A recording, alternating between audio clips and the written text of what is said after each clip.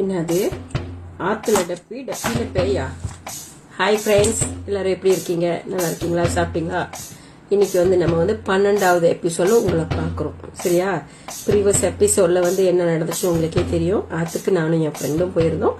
அதில் எனக்கு ஒரு டப்பா கிடச்சிது, என் ஃப்ரெண்டுக்கு ஒரு பெட்டி கிடச்சிது. அதுக்கு நான் க்ளோஸ் பண்ணிட்டேன். இன்னைக்கு நம்ம கதை உள்ள போவோம். வாங்க. பேஸ் ஒன் ட்ரூ ஸ்டோரி, எனக்கு பட்ட அனுபவத்தை உங்க கூட ஷேர் பண்ணுறேன். ஹாய். ஓகே, அன்னைக்கு நான் என்ன சொன்னேன், ஆற்றுல நாங்கள் விளையாண்டுக்கிட்டே போகும்போது எனக்கு ஒரு டப்பா கிடச்சிது. ஸோ என் ஃப்ரெண்டுக்கு ஒரு பெட்டி கிடச்சிச்சின்னு சொன்னேன்.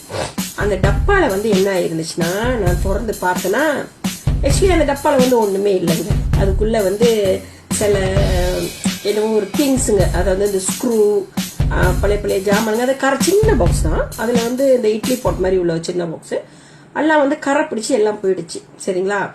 ஸோ நான் பார்த்துட்டு என் ஃப்ரெண்டு கிட்ட சொன்னா தூக்கி போடுன்னு சொன்னா, அதை தூக்கி போட்டு என் ஃப்ரெண்டு என்ன பண்ணிட்டா, அந்த பெட்டி கிடச்சதுல அதில் ஒரு லாக்னா அது ஒரு பூட்டு போட்டு ஒரு பெட்டி, சின்ன பெட்டி, ஒரு பாக்ஸு. சரிங்களா? அந்த பாக்ஸில் மேலே அழகா வடிவமாக இருந்துச்சு அந்த பாக்ஸு. ஸோ அந்த பூட்டு அவள் இழுத்து பார்த்தா கரை பிடிச்சனால அது திறக்க முடியல. எத்தனை வருஷமும் அந்த ஆற்றுல கடந்துச்சு, இல்லை வேற எங்கேயாவது அடிச்சுட்டு வந்துச்சான்னு நமக்கு தெரியல. பட் அது வீட்டுக்கு எடுத்துட்டு வந்துட்டோம்.